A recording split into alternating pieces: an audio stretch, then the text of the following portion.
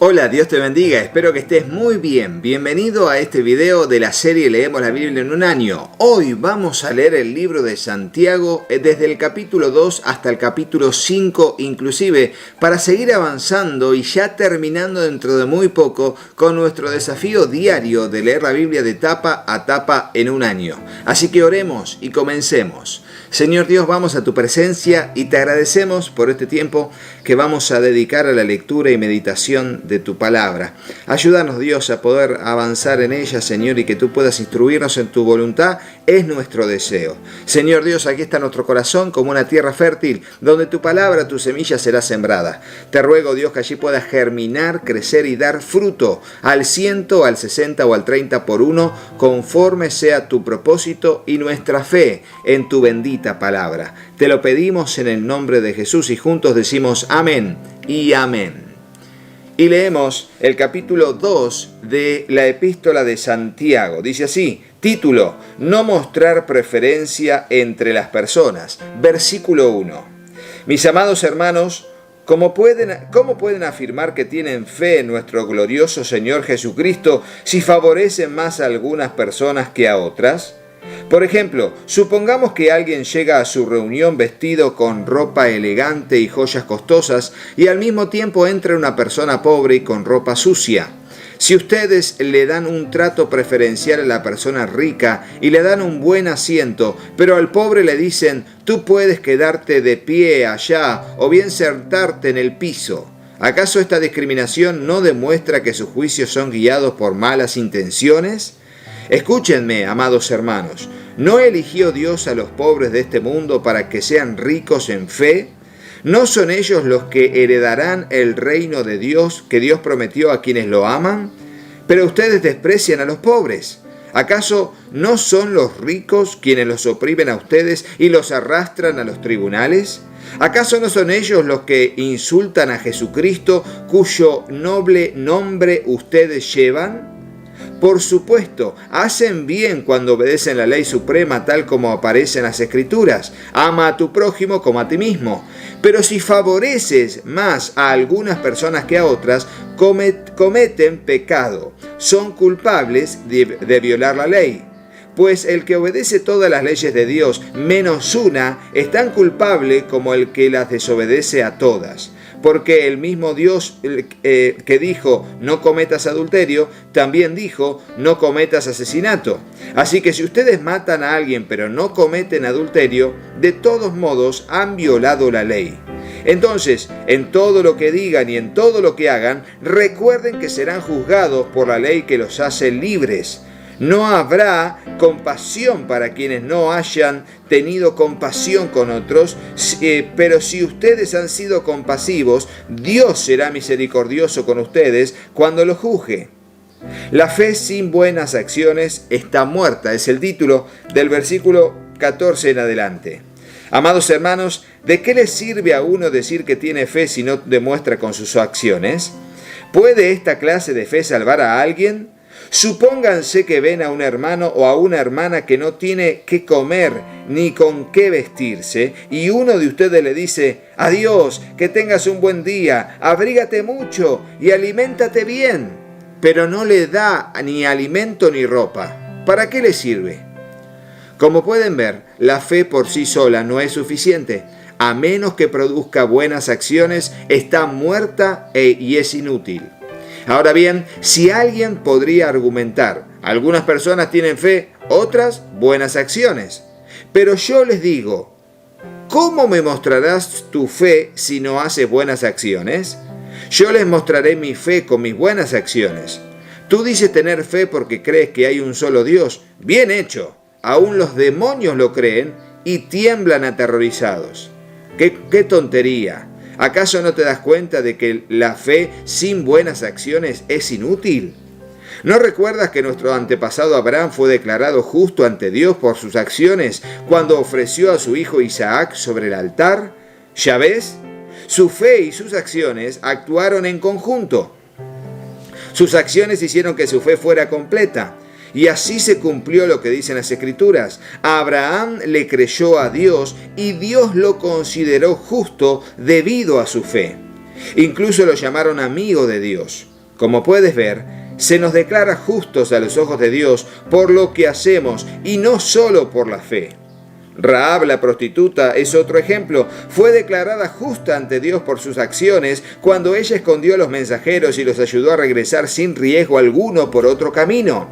Así como el cuerpo sin aliento está muerto, así también la fe sin buenas acciones está muerta. Y ahora hablará del majestuoso, tremendo capítulo 3 sobre el tema del control de la lengua, del habla. Amados hermanos, versículo 1, no muchos deberán llegar a ser maestros en la iglesia, porque los que enseñamos seremos juzgados de una manera más estricta. ¿Escuchaste eso? Los que enseñamos la palabra de Dios seremos juzgados de una manera más estricta. ¿Por qué? Porque al que más responsabilidad se le da, más se le demanda. Eso es lo que enseñó Jesús. Al que más tiene, más se le demandará. Versículo 2.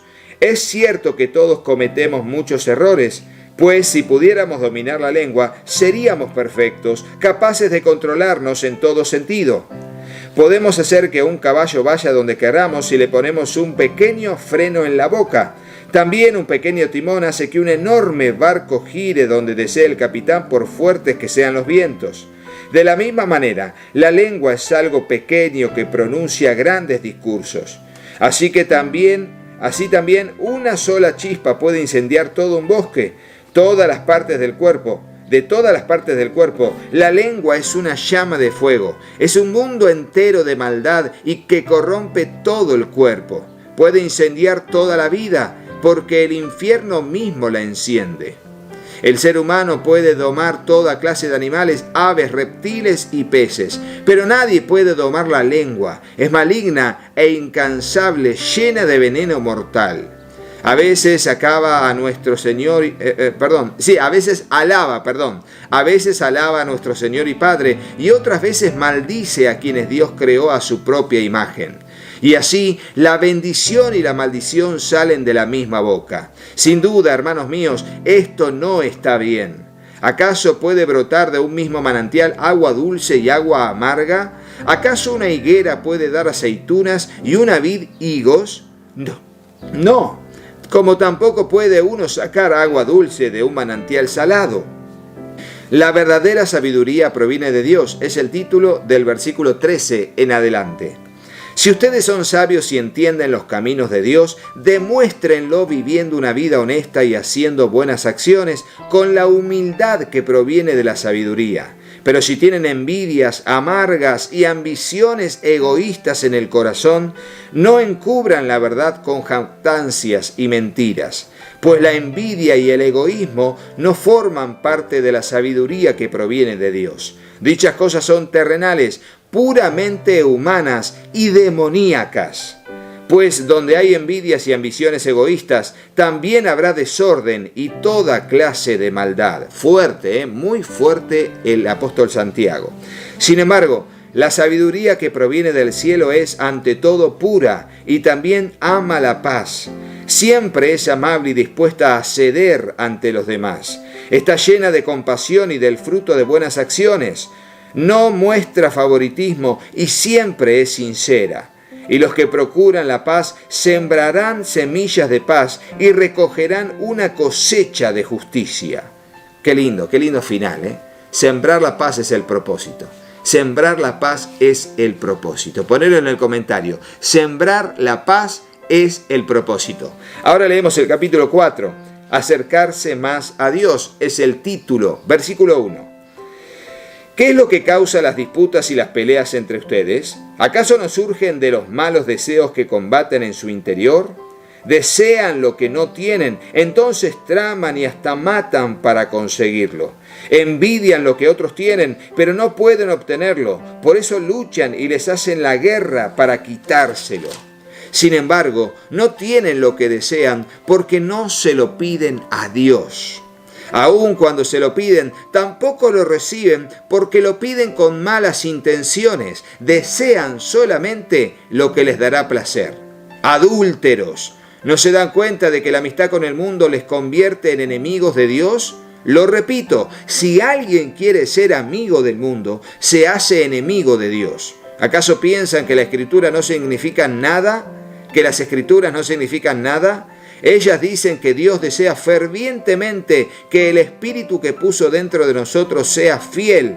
Él da gracia con generosidad. Como dicen las Escrituras, Dios se opone a los orgullosos, pero da gracia a los humildes. Esto lo leeremos también en el apóstol Pedro, en la primera epístola dentro de algunos días.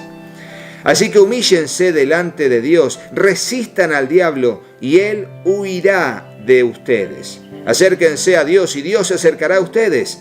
Lávense las manos, pecadores, purifiquen su corazón porque su lealtad está dividida entre Dios y el mundo. Derramen lágrimas por lo que han hecho, que haya lamento y profundo dolor, que haya llanto en el lugar de risa y tristeza en lugar de alegría. Humíllense delante del Señor y Él los levantará con honor. Fíjense, cuando mañana leamos en la primera epístola del apóstol Pedro, al final, el capítulo 5, vamos a leer estas mismas palabras muy similares a lo que era el pensamiento de Santiago. Y recordemos que tanto Santiago, el que escribió esta carta, como Pedro, como Juan, los tres son mencionados por el apóstol Pablo como pilares de la iglesia en Jerusalén. Eran los tres pilares del liderazgo de la iglesia de Jerusalén. Fíjense cómo tenían el mismo pensamiento. Fíjense cómo tenían un mismo sentir. Excelente, es una coherencia perfecta. No juzgar a los demás, título del versículo 11. Amados hermanos, no hablen mal los unos de los otros. Si se critican y se juzgan entre ustedes, entonces critican y juzgan la ley de Dios. En cambio, les corresponde obedecer la ley, no hacer la función de jueces. Solo Dios, quien ha dado la ley, es el juez. Solamente Él tiene el poder para salvar o destruir. Entonces, ¿qué derecho tienes tú para juzgar a tu prójimo? Advertencia para los que confían en sí mismos, versículo 13. Presten atención ustedes que dicen, hoy o mañana iremos a tal o cual ciudad y nos quedaremos un año. Haremos negocios allí y ganaremos dinero. ¿Cómo saben qué será de su vida el día de mañana? La vida de ustedes es como la neblina del amanecer, aparece un rato y luego se esfuma. Lo que deberían decir es, si el Señor quiere, viviremos o haremos esto o aquello. De lo contrario, están haciendo alarde de sus propios placeres pretenciosos y semejante jactancia es maligna.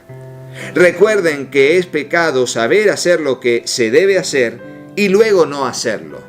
Y esto es algo tan importante que yo lo he aprendido en un momento de mi vida donde tuve que empezar a decir, y ya no decir más, voy a hacer esto, voy a hacer lo otro, sino agregar la frase Dios mediante o si Dios quiere. Fíjense que cada vez que termino un video les digo, hasta mañana, Dios mediante. ¿Por qué? Porque siempre dependemos del Señor. No somos los dueños de nuestra vida, no somos los dueños de lo que vaya a pasar, no somos los dueños de lo que, vaya a suceder mañana. Dios lo sabe y tenemos que reconocer esa soberanía. Por eso siempre voy a decir si Dios quiere. Ponelo en el comentario y vas a ver cómo cambia mucho la perspectiva de muchos de tus pensamientos. Siempre voy a decir si Dios quiere. Así que vamos a seguir avanzando, pero ponelo en el comentario y también ponelo en tu vida, practicalo como una verdad que va a cambiar mucho de tu conducta, porque decir si Dios quiere es traer a conciencia de que Dios está en control y que no somos nosotros los dueños ni de nuestra vida ni del universo. Nada, no somos nada, somos polvo, del polvo venimos y al polvo volveremos. Y por supuesto Dios quiere que vivamos una vida planificada. Pero no nos hagamos dueños del destino, porque nuestro destino está en las manos del Señor. Por eso vamos a decir si Dios quiere o Dios mediante, como quieras decirlo. Leemos finalmente el capítulo 5 en la lectura de hoy, titulado Advertencia para los ricos. Y esto es muy fuerte también. Presten atención ustedes los ricos, lloren y giman con angustia por todas las calamidades que les esperan. Su riqueza se está pudriendo y su ropa fina son trapos carcomidos por polillas. Su oro y plata se han corroído. Las mismas riquezas con las que contaban les consumirán la carne como lo hace el fuego. El tesoro corroído que han amontonado testificará contra ustedes el día del juicio. Así que escuchen, Oigan las protestas de los obreros del campo a quienes estafaron con el salario. Los reclamos de quienes les cosechan sus campos han llegado a los oídos del Señor de los ejércitos celestiales. Y fíjense cómo aquí aparece la expresión Señor de los ejércitos celestiales. Cómo es una expresión del Antiguo Testamento en el Nuevo Testamento. ¿Por qué? Porque Dios sigue siendo un Dios justo que pelea la batalla por los indefensos. Por eso aquí se lo menciona como el Dios de los ejércitos celestiales. Y cada vez que se lo menciona como el Dios de los ejércitos es porque es un Dios preparado para batallar. Y en este caso contra la injusticia y el maltrato social. Sus años sobre esta tierra han pasado con lujos, le dice a los ricos, satisfaciendo todo y cada uno de sus deseos. Se han dejado engordar para el día de la matanza. Han condenado y matado a personas inocentes que no ponían resistencia. ¿Por qué? Porque también en este tiempo había injusticia social y maltrato al pobre. Totalmente. ¿Como ahora? Sí, como ahora. Paciencia y perseverancia es el título del versículo 7 en adelante. Amados hermanos, tengan paciencia mientras esperan el regreso del Señor. Piensen en los agricultores que con paciencia esperan las lluvias en el otoño y la primavera. Con ansias esperan a que maduren los preciosos cultivos. Ustedes también deben ser pacientes. Anímense porque la venida del Señor está cerca. Hermanos, no se quejen unos de otros o serán juzgados, pues miren, el juez ya está a la puerta. Amados hermanos, tomen como ejemplo de paciencia durante el sufrimiento a los profetas que hablaron en nombre del Señor. Honramos en gran manera a quienes resisten con firmeza en el tiempo de dolor. Por ejemplo, ¿han oído hablar de Job, un hombre de gran perseverancia? Pueden ver cómo al final el Señor fue bueno con él, porque el Señor está lleno de ternura y misericordia. Pues sobre todo, hermanos míos, nunca juren ni por el cielo, ni por la tierra, ni por ninguna otra cosa. Simplemente digan sí o no, para que no pequen y sean condenados. Y esta es otra cosa muy importante, que es el valor de la palabra pensada. Primero pienso y luego hablo. ¿Voy a poder hacerlo? Voy a decir que sí. ¿No voy a poder hacerlo? Voy a decir que no. ¿Va a haber riesgos? Mejor no meterse. Si hay riesgo, pero hay garantías de que más allá de los riesgos puede andar bien y voy a hacer todo lo posible para que Dios me bendiga, no está mal decir sí. Ahora, esto está hablando de que no se jure como un medio para lograr convencer a las personas. ¿Por qué? Porque en aquel momento el juramento era muy común, pero era una estrategia para lograr convencimiento y persuasión. Sin embargo, aquí está hablando de una vida de integridad en la palabra, en el hablar. No necesito jurar para que vos me creas, sino llevar una vida equilibrada, una vida responsable, una vida ordenada, para que cuando yo te diga que sí, no sea nada más necesario más que decirte que sí. Y cuando te digo que no, significa que no voy a poder. Por eso seguimos avanzando, porque tenemos una vida que tiene que ver con la integridad en nuestros pensamientos, integridad en nuestras palabras y en nuestros hechos, en nuestras acciones. Terminamos con este título, versículo 13, el poder de la oración. ¿Alguno de ustedes está pasando por dificultades? Que ore. ¿Alguno está feliz? Que cante alabanzas. ¿Alguno está enfermo? Que llame a los ancianos de la iglesia para que vengan y oren por él y lo unjan con aceite en el nombre del Señor.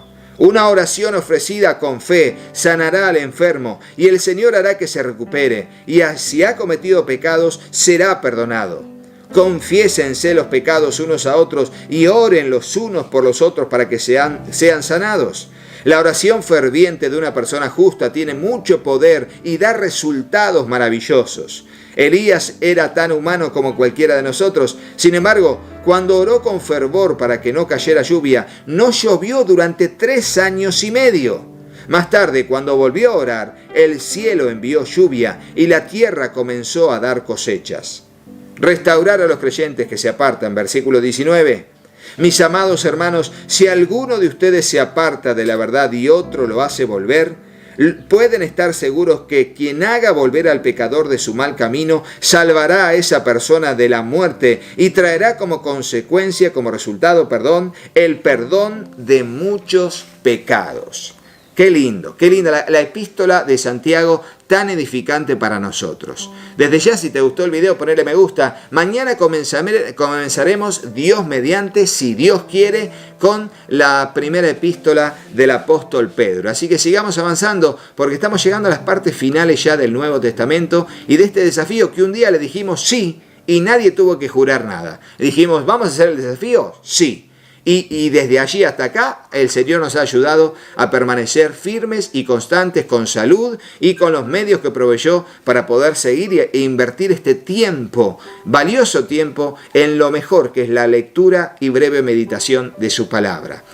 Así que sigamos adelante, suscríbete al canal, activa la campanita, aprovecha todos los videos que están en el canal y compartilo en tus redes para que otros se edifiquen y conozcan este canal que a pulmón poco a poco vamos haciéndolo crecer y avanzamos con perseverancia en el camino del Señor. Acordate, el que hace la voluntad de Dios, dice 1 de Juan 2:17, permanece para siempre. Hasta mañana, si Dios lo permite. Chau, chau.